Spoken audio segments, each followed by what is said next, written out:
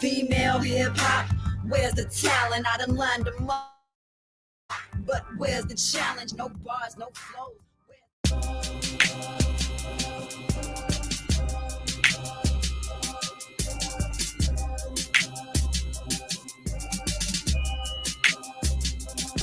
I see this Kendrick Lamar trying to take my car, but I'm the one that came in and saved hip hop. So he awakened y'all, but I awakened him. He saw my movement through a mutual friend. The invasion, it been began. You been a fan, you's a backpack rapper. You never been a clapper, Hussein or Bin Laden. You all about your lane, ain't even king of LA. So what you ever murder? I ain't never heard of you. The realest in the game. Well, then the game is really hurting them. Some hard ass bars, but your ass hard. You about 5 feet tall, extra small. Like you better when your songs had alcohol involved. You's a copycat ass nigga, called drag nigga, Easy E. Wanna be competition's back nigga. LC with that bitch, I bet it was Ho who put you up to that shit. Well, ask Sean Carter, he don't want it with Liv. Familiar soldiers on the field is gonna get the middle. It's a war going outside, no man is safe. I'm shining on your eyes, you trying to escape. The game can't save you cause the game ain't able. I send an airstrike and annihilate you. Niggas talking about all this blackball bullshit. Niggas figured out all that blackball is bullshit just to keep us out. Monopolize this whole shit. Niggas want it all, but they don't want to give shit. Fuck the industry, I be in these streets. Turn your back on all of them, but I'ma teach them how to eat. I'ma take them all in, they can learn from me. Take your biggest competition and knock it down. Too much money in the business to lock it down. Too many kids getting killed to be rocking crowns. Saw this Flossin and Arden Marsden. Our youngins in these streets, dying over Jordans, dying over colors, dying over boredom. Y'all see this going on, but y'all ain't saying nothing. These rappers got degrees, but don't rap about that. These the same ass rappers tell your sons to sell crack. And this the type of shit that y'all all expect. And these the type of artists that y'all call the best. Take it back to the basement, back to the basics, back to the days before I was taken. I remember Marvin used to sing to me, had me feeling like black was the thing to be. Now everybody go, it's the same old songs. Hip hop's gone wrong. What's really going on? I be that breath of fresh air that will keep it strong. It's a lifeline, but change the game, and y'all should be afraid. It's time to invade, taking hip hop back like Tupac back. Got my soldiers at ease, but they ready to attack. I suggest y'all adapt or get ready to retract. Put a target on your head, red dot your whole career. We don't want to hear that weak bullshit in here. We don't want to see y'all wearing skinny jeans like queers, and we don't want a whole album of singing in our ears. You heard enough about all y'all hoes and cribs, and half y'all niggas lying, half that shit don't exist. Y'all really got them buying lies that y'all live, throwing stacks at strippers while y'all kids are starving. That money that you spit could've got an apartment. Them shoes on your feet could've brought your ass hard. These people need direction. Y'all rapping about flexing and having fun is fine, but what about investment? And shaking ass is cool. Just stay your ass in school. Make that money, baby. Never let it make you and all my inner city youth use my life as proof. There's nothing in this world that you can't do. YLC.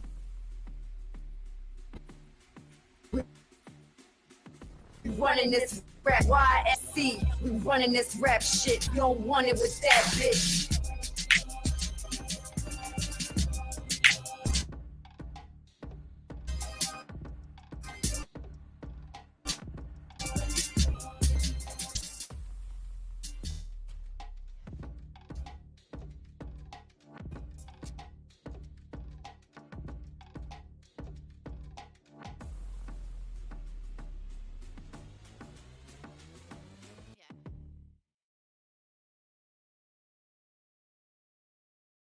Secondly, we're in a situation where we have put together and administration before this. We have put together, I think, the most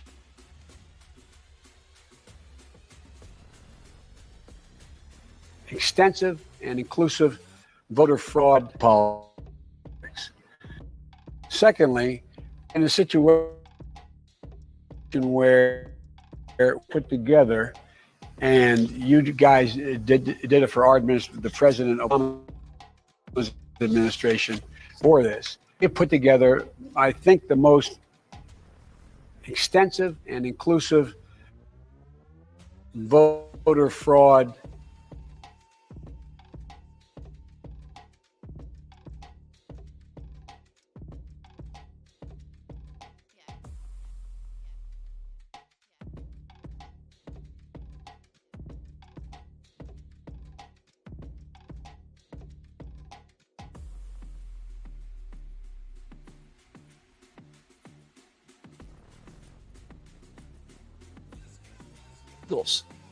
I'll take 30,000 Venezuelans in the air, 1,400 Mexicans on the app. And there's some children and yourself and hide out in the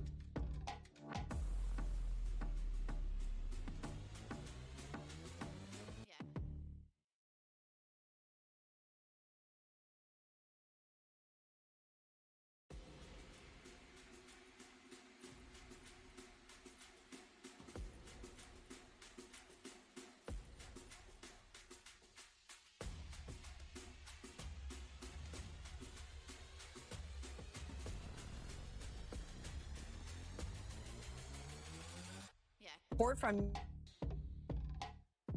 UC San Francisco. California's homeless population is aging, with the proportion of housed Californians over the age of 50 now almost 5 times larger than it was in the mid-1990s. Margot Kuchel, the director of the UCSF Benioff Homelessness and Housing Initiative and a professor of medicine at UC San Francisco, joins me now with more.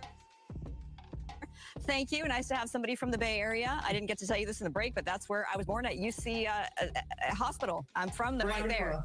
Yeah, so it's good to have you tonight.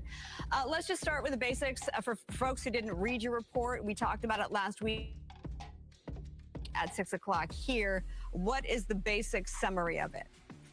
You know, we did this representative survey of all adults experiencing homelessness. Those are the adults not living with small children or not the very young adults. Nearly half are now 50 and older. And of those who are 50 and older, 41% were never homeless, not even for one night before the age of 50. And, you know, we see these older adults falling into homelessness, really getting stuck there, staying in homelessness for a long time, longer than their younger peers, and just having extremely poor health. Lots of problems that we usually see in people in their 70s and 80s, even though most of these folks are in their 50s or early 60s. It really is the in on what the problem is that we're dealing with. Yeah, and this obviously all can be tied to cost of living, lack of a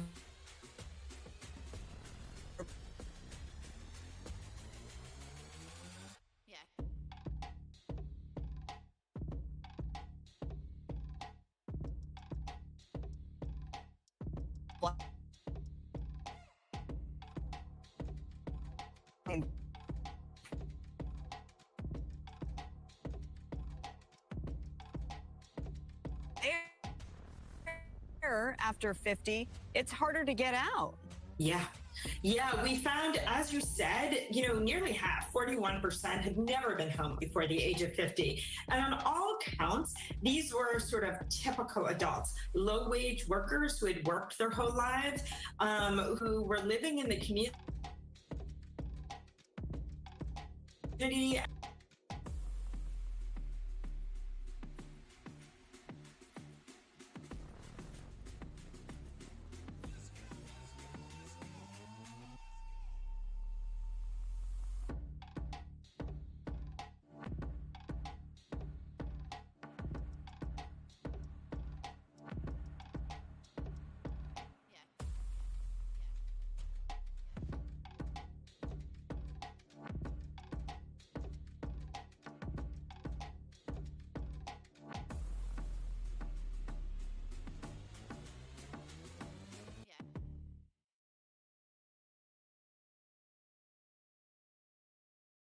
Then just fell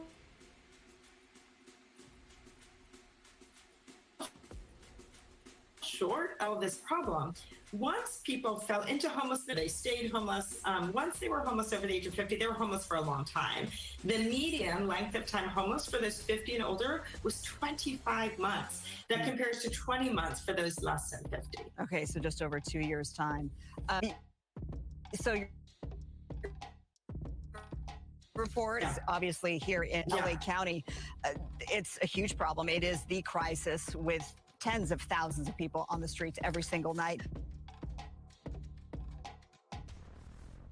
As I'm looking at the policy recommendations that your study came out with, 6 policy recommendations. Talk a little bit about that. Yeah, I mean, every route towards ending this crisis flows through housing. As you said at the top of the hour, you know, all this money spent on criminalization was not actually getting people into housing. There really is no way to end this crisis.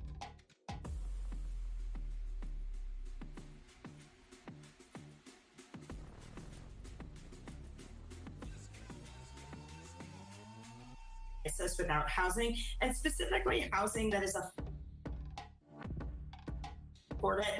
prior to becoming homeless, the median household income was $920 a month. These are people living on fixed incomes, on disability, on really meager pensions, and they really need housing that they can afford. We also note that we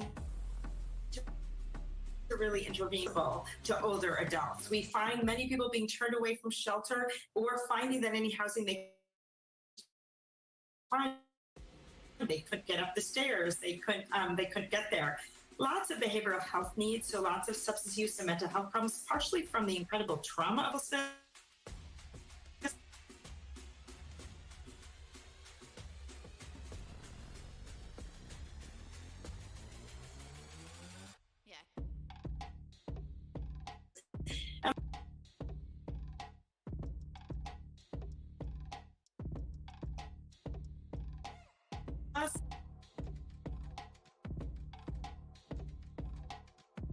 having the services can be housed and housed successfully, but they need services wrapped around to keep them safe there and to help them thrive. All right, to read the full report, it is titled Toward Dignity, Understanding Older Homelessness. You can visit homelessness.ucsf.edu. Dr. Marg. Okay, so as you can see that Joe Biden has just announced border policy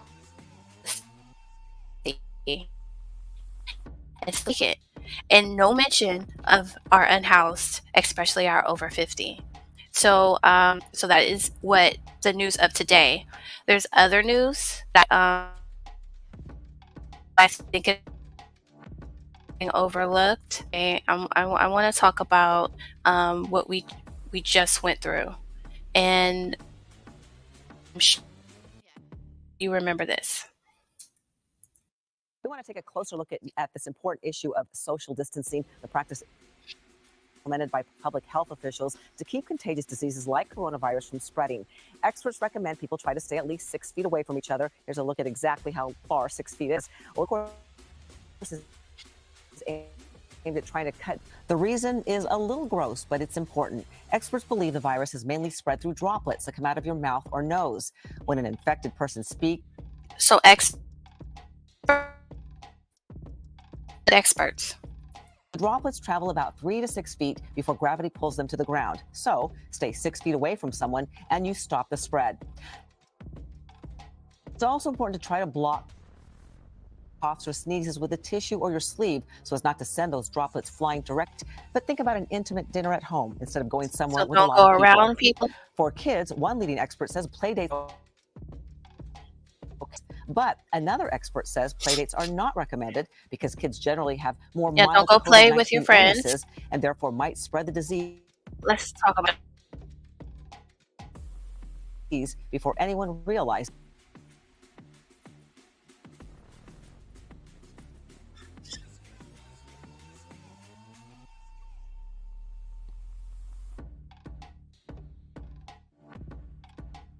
Am I breaking up? Can you hear me?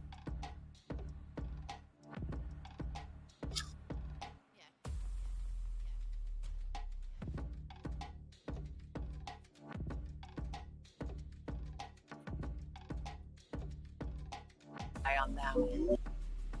You turn one page, you do not turn the page.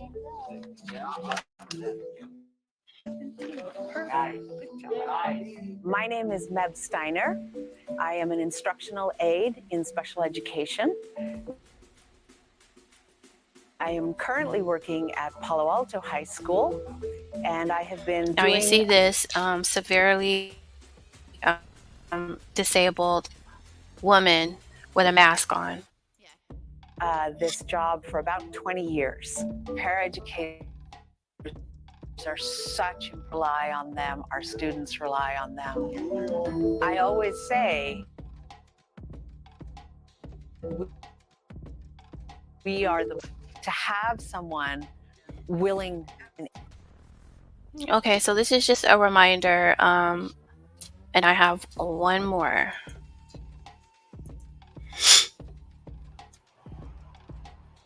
The school closures will make absolutely no difference whatsoever unless kids actually are kept home or socially distant. So let's walk through. So this creepy man says not only should your kids stay home, they have to stay far away from each other. What actually social distancing means is when people should stay 6 feet away from each other to slow down the spread of germs. When social distancing is practiced, cases do go up, but nowhere near as much if people stay closer together during an outbreak. But there are places kids can go to burn off energy when staying indoors becomes too much. The park that we're in here is a perfectly good place for kids to come, not to congregate in large groups, but like with a parent or a sibling to come. It was raining because God was like, oh my God, this man lying. And play. Sending a child to play with a large group of friends in an enclosed space like someone's home defeats the purpose of school closures. The place not to go is like to the coffee shop with 30 other of your fellow kids, fellow teenagers who have been let out of school. Another option parents may be thinking about for child. What's low in my sound? Is it my voice or is it the video?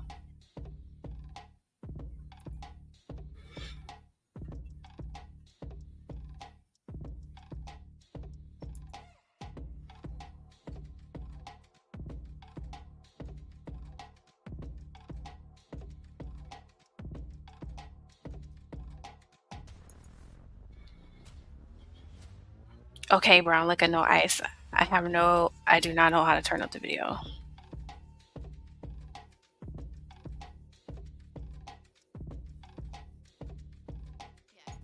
Okay, just play it. Childcare is asking grandparents to help fill in the gaps. Bielenson says, The other thing that we're concerned about is kids whose parents both have to work and they are taken care of by a grandparent, which is obviously one of the high-risk groups.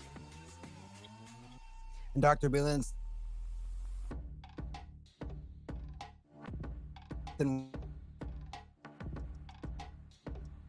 went on to say parks are great for following social distancing because one kid can be on a slide while another kid can be in a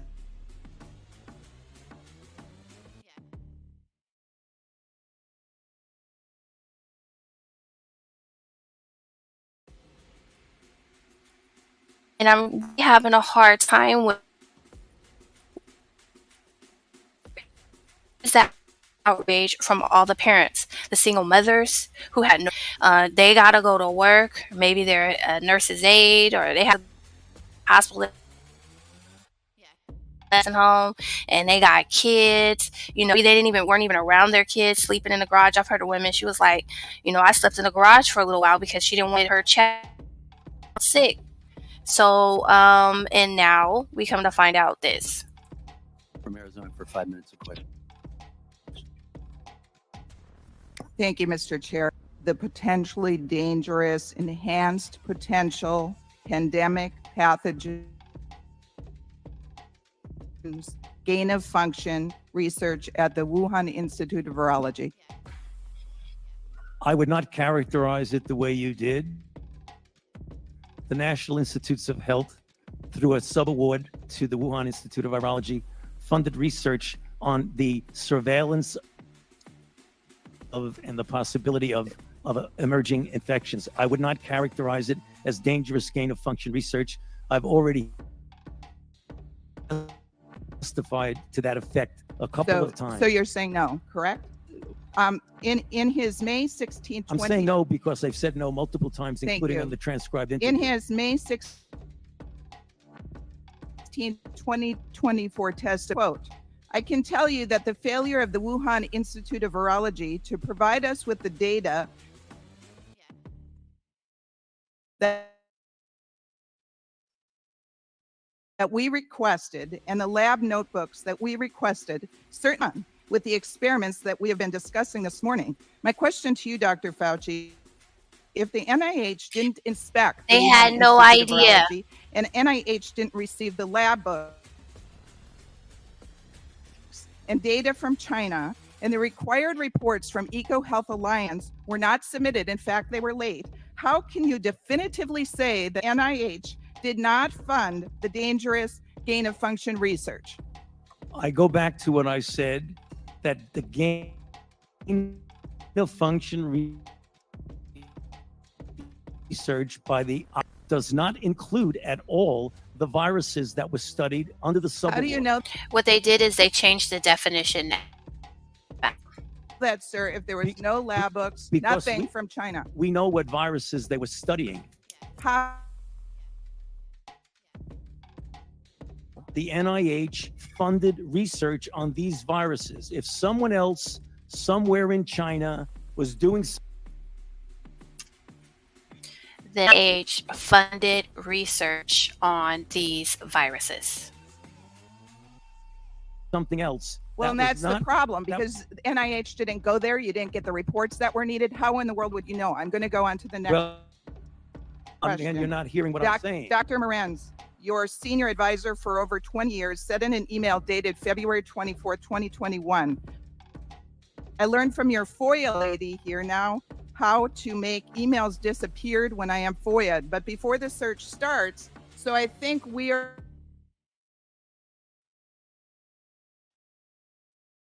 all safe to Gmail. In another email dated 4/21/21, Dr. Morenz said, I forgot to say, there is no worry about FOIA. I can either send stuff to Tony or at his house. He is too smart to let colleagues send him stuff that could cause trouble. Dr. Fauci, were you ever engaged in attempts to obstruct the Freedom of Information Act and the release of public documents? No. Did Dr. Morenz communicate with you about official business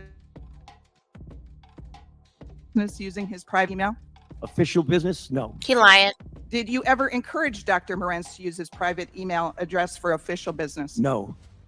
My next question, sir, is on February 1st, 2020. You, yourself, Dr. Fauci, the NIH Director Collins, and at least 11 other scientists were on a conference call to discuss the origins of COVID. A number of the scientists said that they were concerned that COVID was the result of a lab leak. Revelation of the lab leak theory would hurt their relationship with China. The CDC Director Redfield testified that he was not invited on this conference call, and he believes because he believed the lab leak theory was possible. 3 days later, on February 4th, 2020, 4 participants on the conference call authored a paper, Proximal Origin, which was sent to you for editing. Proximal Origin pushed the natural origin theory. On April 16, 2020, the NIH director, Dr. Collins, emailed you expressing dismay that the Nature Medicine article, which was based on proximal origin, didn't suppress the lab leak theory, and asked you for more public pressure to suppress the lab leak theory. The very next day, in response to Dr. Collins' request to suppress the lab leak theory, you cited the Nature Medicine article, which discounted the lab leak theory from the White House podium. My question to you, sir, did you cite this article at the White House because the NIH director asked you to suppress the lab leak theory? I did not do that in response to anybody's suggestion to suppress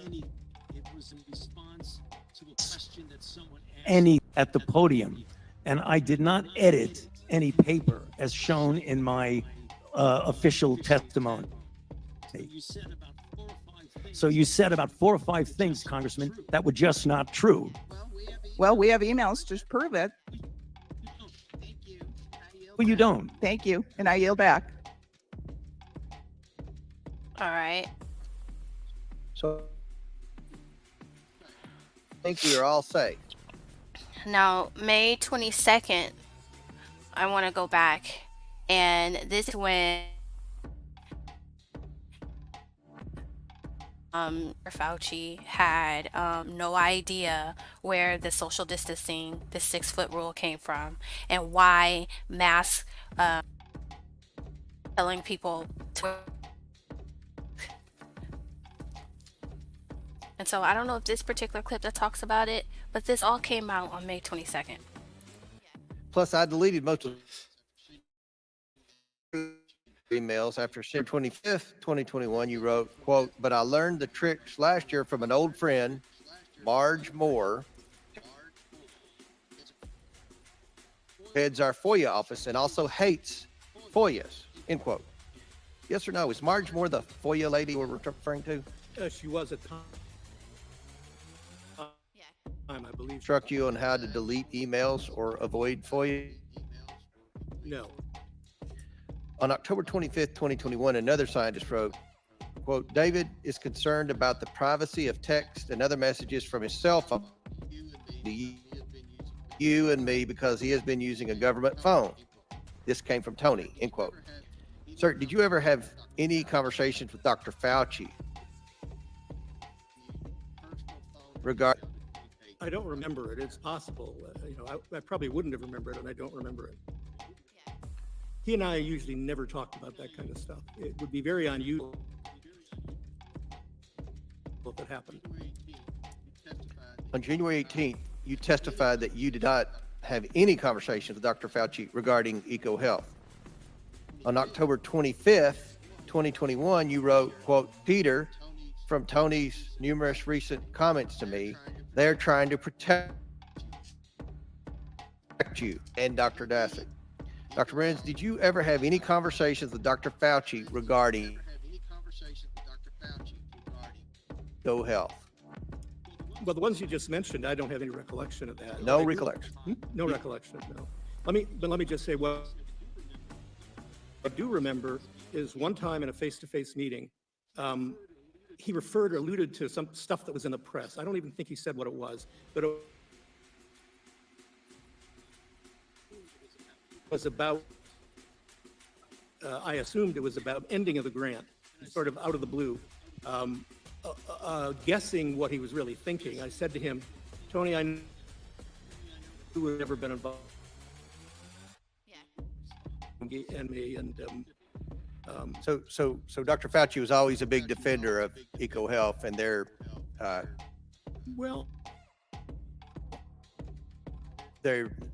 right to receive federal funding. I can't speak for him. I think he had great respect for them, and when the grant problems came about, I think he was troubled by it. Why does that man look like a crackhead? I'm just saying.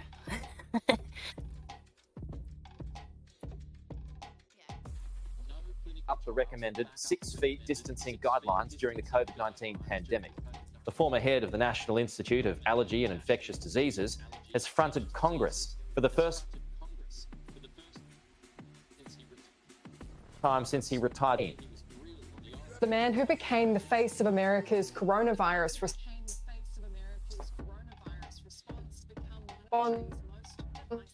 has become one of them since he left his job as the head of the National Institute of Allergy and Infectious Diseases. Dr. Anthony Fauci fronted Congress for a grilling.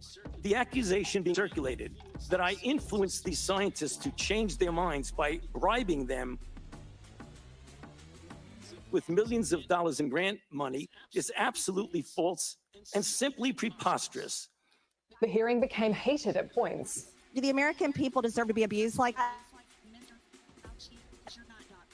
Mr. Fauci? No, I don't need your answer. I want to talk about this right here. They're treating you, Dr. Fauci, like a convicted. She goes on to say that while we were all stuck at home talking about you can't go nowhere unless you got shots and all this other type of stuff, he was at a Major League Baseball game throwing out the first shot. And if you look at the stands, there's nobody in the stands because everyone's at home. And he was amongst other people without mask on, not social distancing. Felon. Actually, you probably wish they were treating you like a convicted felon. They treat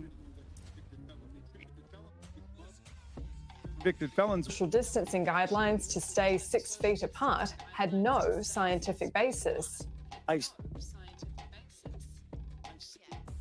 said that it is not based in science and it just appeared. It actually came from the CDC. It just appeared. First, he goes on, and he says it appeared. And now he's going to say it comes from the CDC. For those kinds of guidelines to schools, not me. So when I said that it just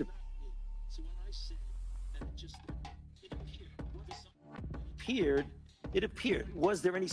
Is that there wasn't a controlled trial that said compare 6 foot with 3 feet with 10 feet. So there wasn't that scientific evaluation of it. And hit back at any suggestions he was involved in any cover.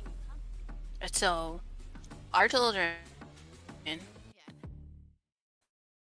had to stay home. Others couldn't go to church. All of this was happening, and because people were lined up outside stores. Remember that? Because of this social distancing rule, and he just said he don't know. It just appeared, and maybe the CDC could have came up with it, but there's no science behind it. Cover up to try to discredit the lab leak theory.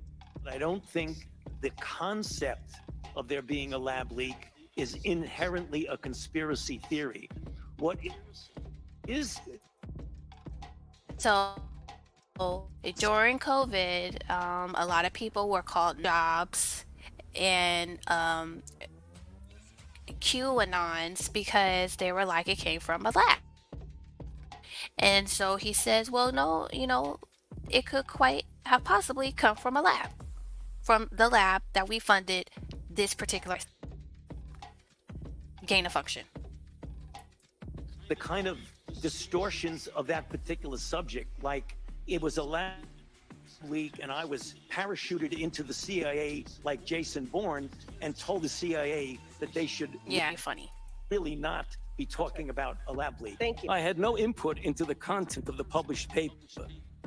The second issue is a false accusation that I tried to cover up the possibility that the virus originated from a lab. In fact, the truth is exactly the opposite. While the hearing went over many aspects of how America handled the COVID-19 pandemic, the focus for many lawmakers was ensuring that the country is better prepared if another pandemic were to happen. Dr. Fauci, whether intentional or not, you became so powerful that any disagreements the public had with you were forbidden and censored on social and most legacy media time and time again. This is why so many Americans became so angry, because this was fundamentally un-American. If I make a mistake, I answer to the people of Ohio who elected me and to my own conscience. When you and your agency made mistakes, Dr. Fauci, what happened? We all need to be held accountable. Sometimes it's as simple as saying we were wrong. Annalise Nielsen, Sky News, Washington, D.C. All right.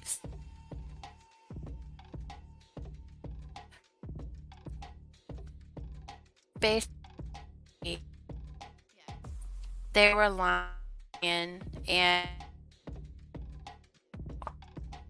news right here, nothing about it.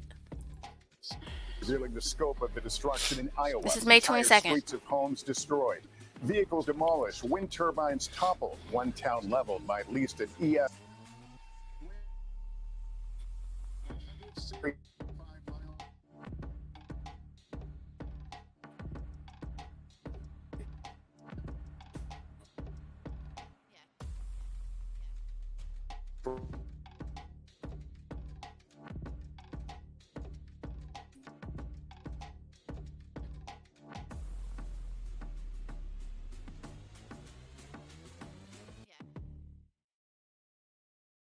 Failed response and the $2 million settlement. Nothing the about it. Video of Hamas taking female Israeli soldiers hostage.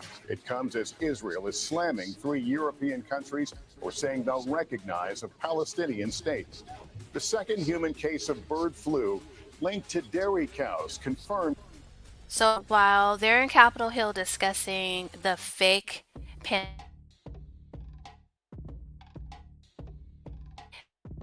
are rearing up for a new one. And after 20 years on stage with the Boston Ballet, the company's boundary-breaking principal dancer takes a final bow.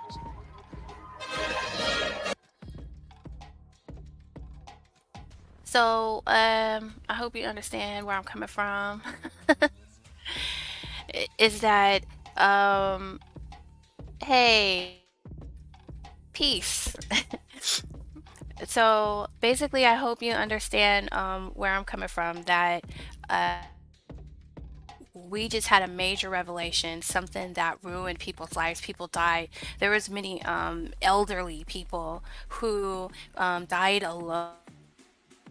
And probably could have just died of loneliness, because remember, you didn't want to go near the elderly because you didn't want to get them to be sick. Now we're that was all BS. It was fake. It was just made up. Some secretary in some table somewhere made up rules, and that's what we got. Now that it's all over, Fauci's like, I don't know where it come from. It didn't come from me. So what do I have to do with it? But as that congressman said, is that if you disputed anything that they said, people were platformed, people were kicked off of Facebook, you couldn't talk to your family. So that's that. So I just really think that that should be more discussed. Like, we really need to look at how they did us. And again, I'm going to play this again because this leads me to my last. Secondly, we're in a situation where we have put together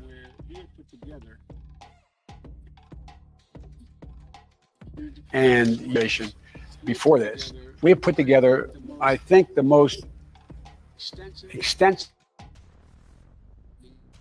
and inclusive voter fraud organization in the history of American politics. All right. So this is another underreported story that I think is really important when we talk about voter fraud and whether it went to court or not. There's one particular brother who is bringing election fraud to court. And I think it's important that our eyes are watching this. Okay? And so how did this catch my attention? Because out of all these people, this man stuck in jail for supposedly something that Trump did. So let's remind ourselves who this guy is. Tonight, the only defendant in Georgia's election indicted to spend time in jail, the former director of Black Voices for Trump, Harrison Floyd, was on bond. While former President Donald Trump was in and out of jail in less than 20 minutes, Harrison Floyd spent 6 nights there. 11 Live Doug Richards was there when he finally walked out of jail. Harrison Floyd's experience here at the Fulton County Jail could not have been much more different than the other 18 co-defendants. And guess what? He's the only brother, the only melanated person. Who quickly exited the Fulton County Jail. Floyd left the Fulton, then the other 18 co-defendants who quickly entered and exited the Fulton County Jail.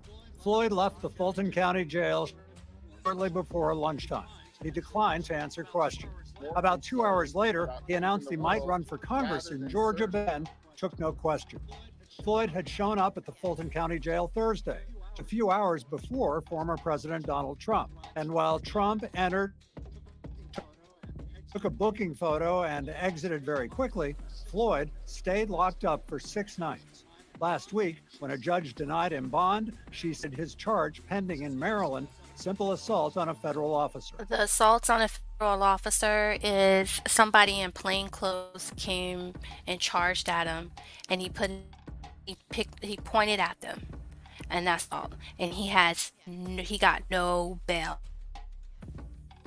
He pointed his finger at somebody. On the open charge against you, there are grounds for bond to be denied at this point. Floyd is charged with intimidating a Fulton County election worker, trying to get her to admit she'd rigged Fulton's vote count. In fact, authorities found nobody rigged the vote count. Tuesday, Floyd's legal team Okay, so he says that he's charged with accusing these ladies, right? And that the man also says that it was found that nobody count. So I want you to see what happened when he went to court, and actually when he want to talk about whether it was rigged or not. They're stopping him. Negotiate a $100,000 bond, and he got out a few hours later. Other defendants in this case made arrangements for bond in advance. Floyd did not, and that helps explain why he alone among the 19 co-defendants. That's a lie. The lady just said he lying. The lady just said it's because you have assault charge. That assault charge was pointing at somebody. Spent 6 nights locked up here. The Fulton County Jail, Doug Richards, 11 Alive News. All right, so now we're gonna go into current events. And we want to welcome you into 11 Alive News at 4 for your Tuesday. We start with this.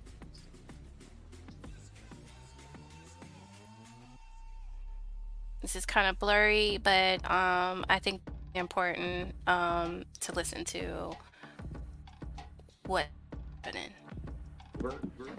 We had an initial hearing in November, if I'm not mistaken, where there was a consent order worked out between the Secretary of State's office and Mr. Floyd. And then we met again on February 19th and February 13th, still to try to work out the particulars of exactly what it is being listed, what still needs to be transferred over, and kind of the logistics of how that was going to work. And then I was informed about a month ago that it appeared the parties were at an impasse and things were broken down. And so I think Mr. Floyd at this point was requesting, I think it was a witness kind of thing with some expert testimony. And before we cross the breakdown and what would actually be discussed at a hearing and whether we need to have one. So, Mr. Kacherov, it's your subpoena. So if you want to kick it off, you can go through the procedure. Mr. Floyd, who it's like 2 days ago. As well, if you want to, I just want to jump right in and tell me where we are today. The floor is yours. The floor is yours. Just jump right in. Defense here, Mr. Floyd disagree with respect to the protection. The county and respect to the protection things, they made representations in a filing about, I don't know how many years, like 27 or 37 years it would take.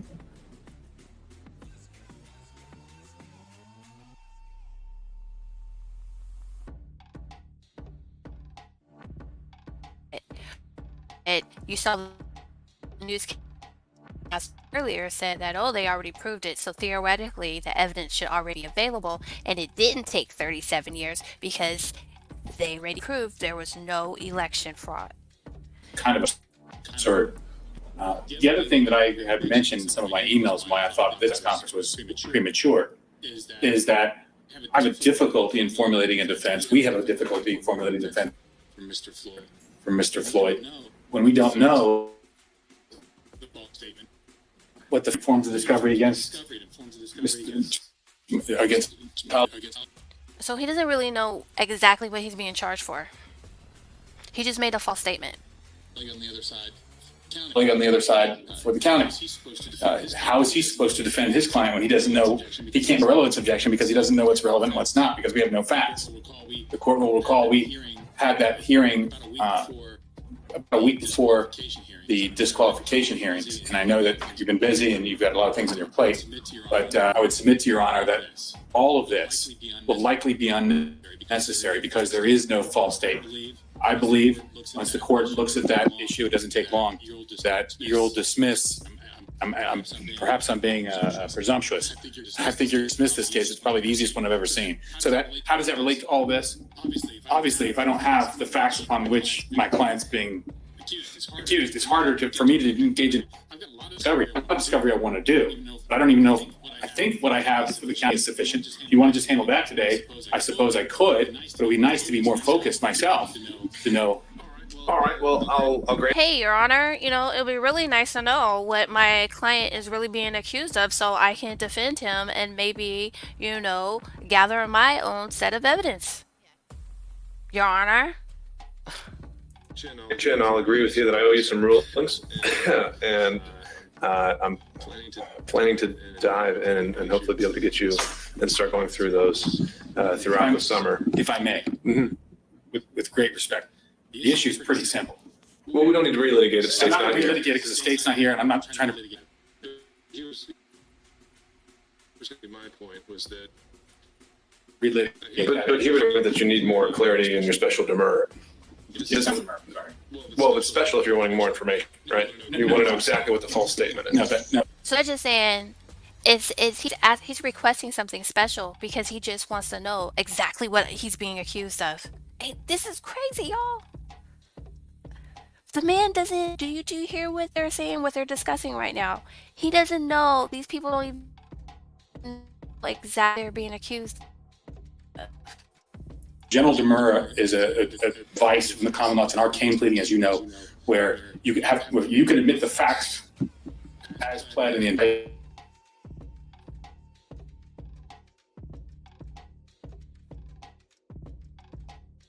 and the law, and you're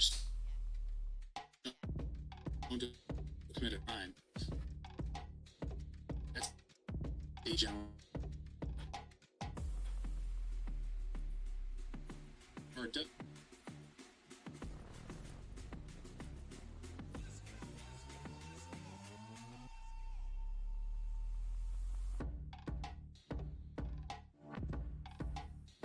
You can't tell somebody that they committed a crime and not tell them what the crime is. And then you would think that the judge would be like, of course not. But no, you asking for special favor. Are sufficient to support that crime. That's a general demur. Okay. And you'll see, I put that in my brief. I'm not asking you to look at it now, but I've got it. I've read it. But more to the point was this inability for us to go forward with, particulars of the subpoena. We were fine the last three hearings where you weren't asking for that. where Yeah, you you weren't weren't asking for that information. It's like you wanted to know anything and everything related to Fulton County in the 2020 election. So it's only now that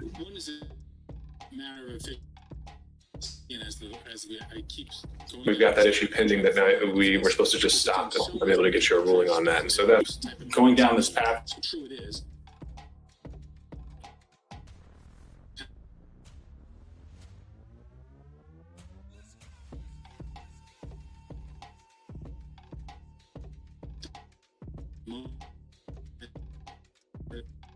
Think about what this false statement could possibly be, because in my defense. And so I'm trying to figure out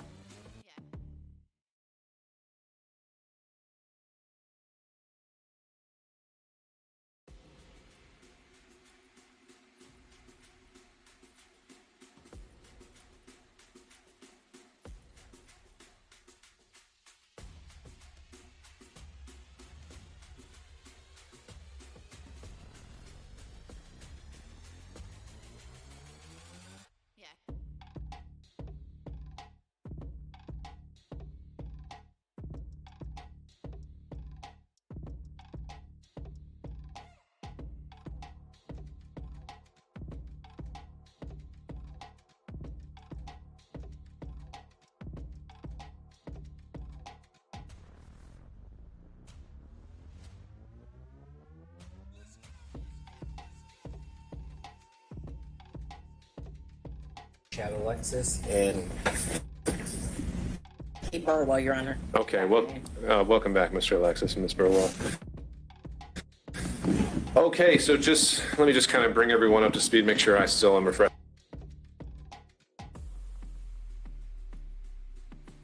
I want to have hands-on. I want our people to at it and give it to copy and inspect as they need to.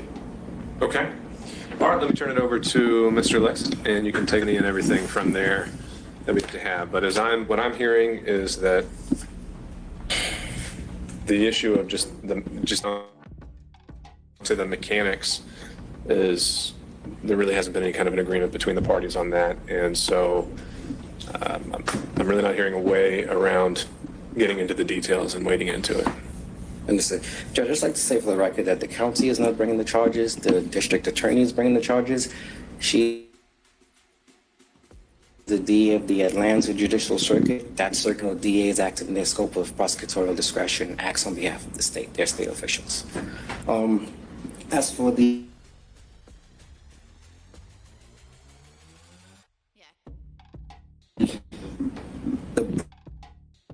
breakdown, so Judge, we were amenable to receiving, and of course, you know, Fulton County.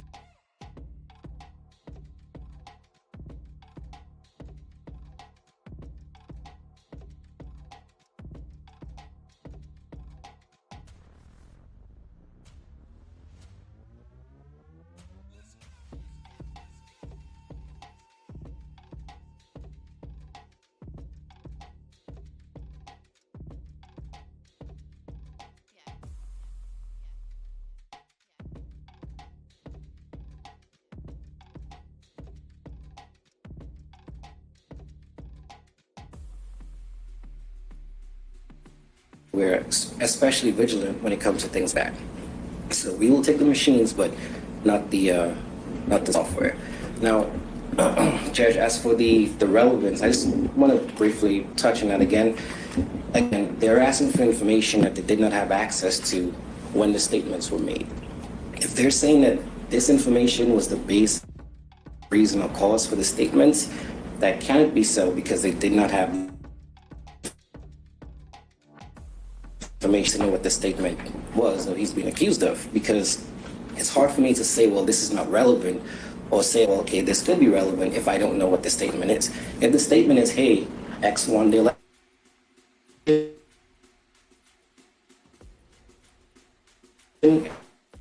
and Y lost, but you so to prove whether or not that's true. And again, I guess by their own admission, saying that, you know, they're just guessing as to what the statement would be, and that's what caused the request in the subpoena. It just shows that the subpoena is a fishing expedition, Judge. It's not pointed towards anything in particular that they're trying to narrow in on, because again, they don't even know.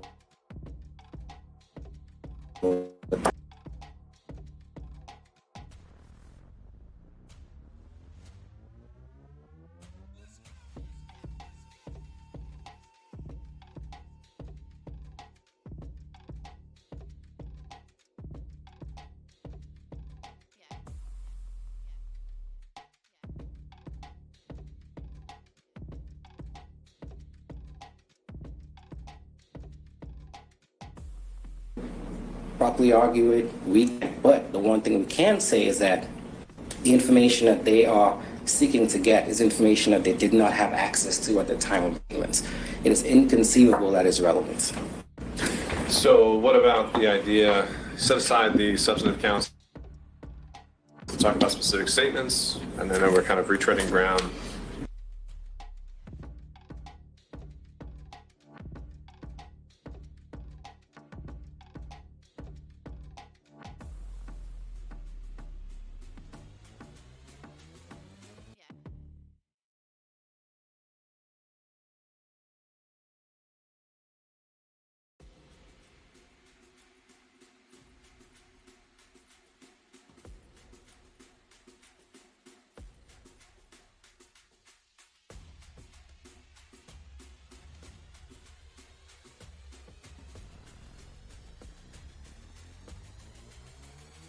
A few months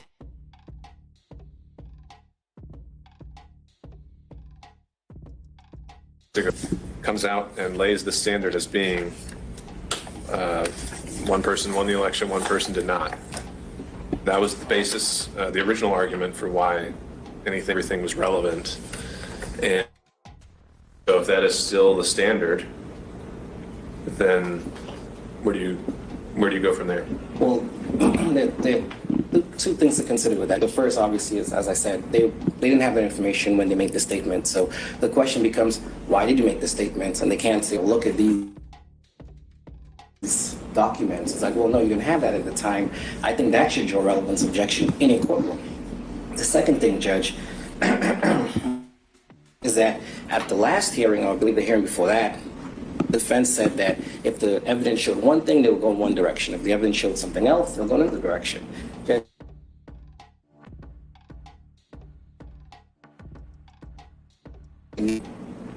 The evidence will show.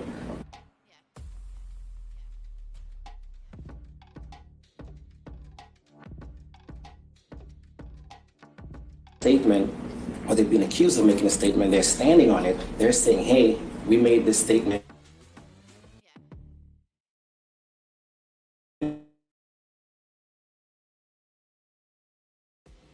Whatever it may be, if the evidence shows that we were right, and again, as I mentioned, Judge, if it doesn't bear on their innocence, if it doesn't matter,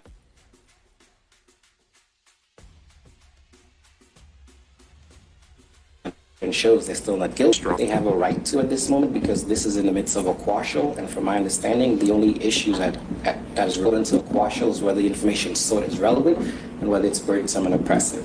As to what they may be entitled to is something that they will have to make an argument for, and I don't think.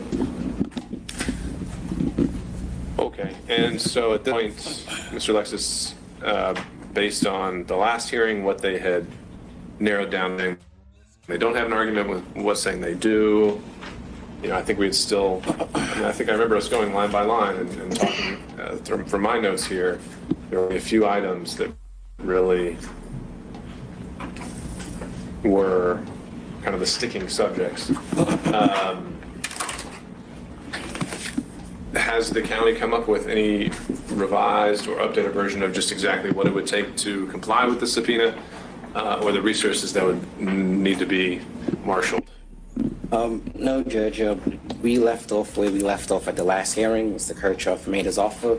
We cannot accept the software. We can accept the machines. We can't say for sure how long it will take for us to produce information with the machines that we may or may not receive from Mr. Kirchhoff, because we don't know what they are. We've never used it. We're just going to be speculating. So as of this moment, no, we don't have any changes. But I do want the court to keep in mind a few things. One, we're in the middle of a presidential election right now. So it's an all hands on deck situation. The second thing is, this information is actually being housed by the clerk, not the elections department. The elections department offering assistance is merely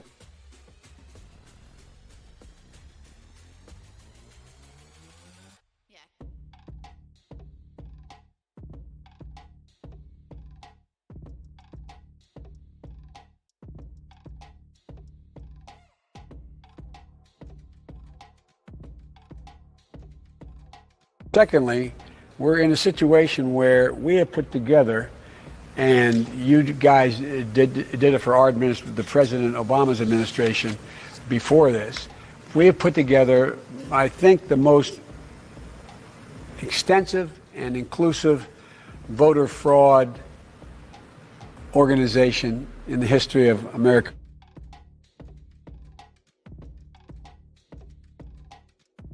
Politics. Do the magic marker, there's a chance that it can still be translucent. You have to reprint it to ensure that the confidential information of the Fulton County citizens been dispersed. When we just process alone is going to take thousands of hours. Now, if we're talking about getting batches and batches of individuals to assist with that, that will cost money. And again, the county should not have to bear burden of that, because the county is not a part of the case, the state official part of the case, not Fulton County. But you still haven't told me just how much money or Just what it is you would need to make some of this happen. So we did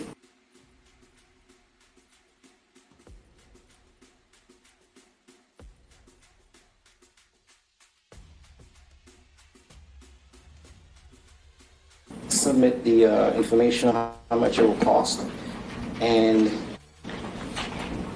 we had two witnesses the last time. We had Mariska Bodison and we had Derek Gilstrap. For Mariska, her hourly rate is $33 an hour, and for Mr. Gilstrap, it's $27 an hour.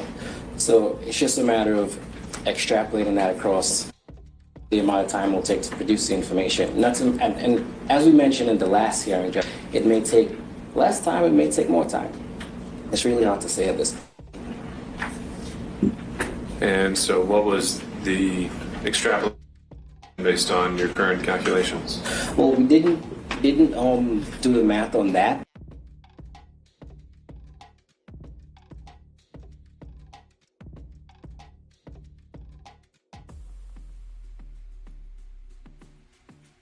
Because the two ones that we were concerned about, which was number 45 and 44, I think one was 57,000 hours, the other one was 10,000 hours.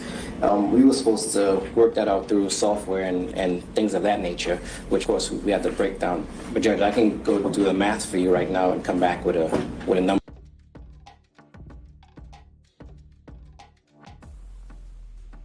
All of the hours that we've written down here. Sure. So other than 44 and 45 on the amended subpoena, that's something you are able and by that quote. And number 14, Judge.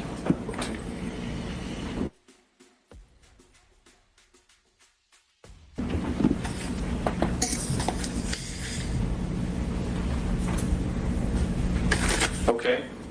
And so, Mr. Kucherov, would you, turning it back over to you, would you say 14, 44, and 40 are still the kind of primary points of contention that are causing, or not so causing, is that you would say are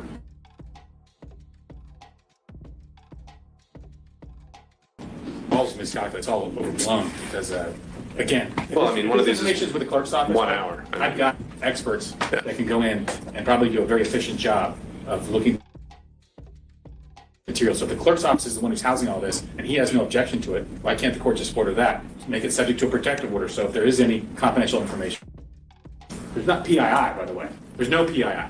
I checked the Georgia statutes on the absentee ballots. There is no PII. I've got software developers who, when they scan it, can make sure that it's redacted, so that if you decided just to respond to your own accord that you wanted to there's a phone number that you wanted off, my guys could do it. They could actually produce a PDF with that. I think we have the right to inspect and look at this ourselves. I don't have to rely upon them. If they don't have it, they should just say it. Just like the signature verification we now know did not occur in Fulton County, required by law in order to certify. So there was no signature verification, and then we know this because the Blue Crest machine was not operational, wasn't working properly, and that's what they used to scan these apps.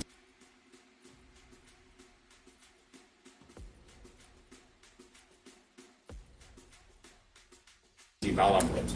So no need to. We just have to have somebody in a room. You can have what takes one person from the county to be there. We can be there for 8 hours a day, and I guarantee our guys get it done quickly. It won't be this like number 44. 57,334 hours. I mean, Judge, just look at that. With the number of ballots that I understand are mail-in ballots, 219,000 mail-in ballots, that's an estimate of about 2.58 envelopes scanned per hour. Okay? Under their estimate, that's $1.1 million. That sounds grossly high to me. So stuff like, so all of this can be taken care of. We can take care of that. I'm willing to do that. We can bring the scanners in. We can have our people scan it. You just need access to the docs. If you want one of the attorneys there supervising to make sure nothing gets taken out, I'll do that. I have no problem doing that at all. But we do want to get access to this so we can begin to compile that defense to count one. Judge, can I add something? Sure. So we did mention that we did not use the blue press machines. I don't want to make this a point of contention at this point because that's not what we're here for. But I'd just like to correct the record on that part. And as for the amount And how did you correct it? Just what did you say? We did not at any point in time state that signature verifications were not done. We are just saying that we did not use the blue press machines. And I just like to put that. Me is concerned. I mean, you look at the BOC hearings, you see how much money goes into actually running an election, and that's because it takes all of this manpower to do all of these things across these hundreds of precincts. So you take one person, make them do all that work, and for this one case, it will take a very long time unless you're going to replicate situations or the circumstances of an actual election and hire hundreds of people to do so. Yeah, it will take this amount of time and it will cost money. Y'all have set the stage for what needs to happen next, which can be avoided. Coming back. So what I would propose that we do is I'll again consider the points on Council's demur on the event, and then what I think would also narrow the focus and make sure we proceed efficiently is, I think, the amended subpoena, and if there's some kind of mechanical proposal that you're saying is the most efficient way to proceed, I think that needs to be made part of the record. So I would say that you need to file an amended subpoena with everything that we had talked about at the last hearing of exactly, because I think there was something, as I remember from my notes here, that you had said, well, we don't need that one anymore, we don't need this anymore. So I want to take a very look same page of exactly what it is, and make sure we're on the same page of assuming that count one is still exactly what it is you're saying you still want and you still don't need, assuming that count is still what you're arching state. And then when it comes to going about this and the most Tremendous can respond, and we can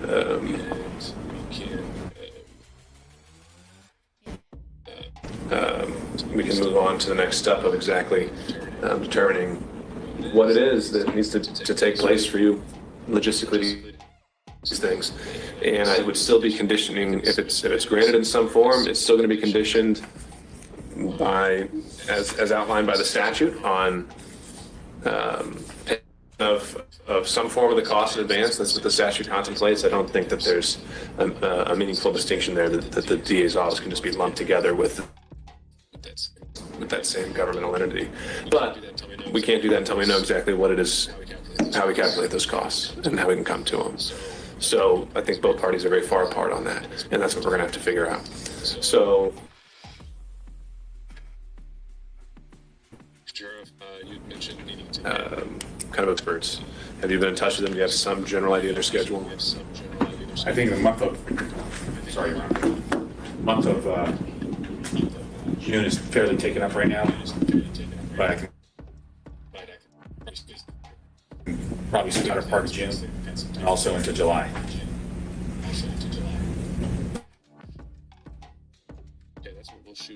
Okay, that's what we'll shoot for.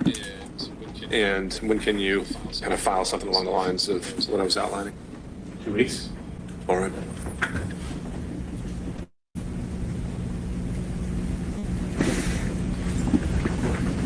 Mr. Lexus. Can I get a scope of what these experts will be testifying to?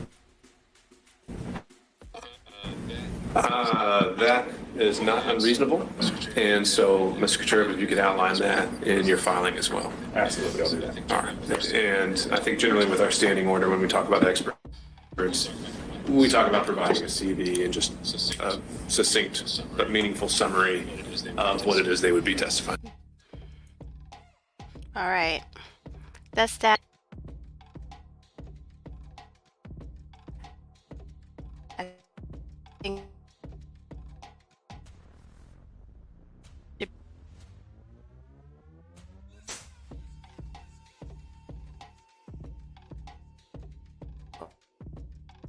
Uh,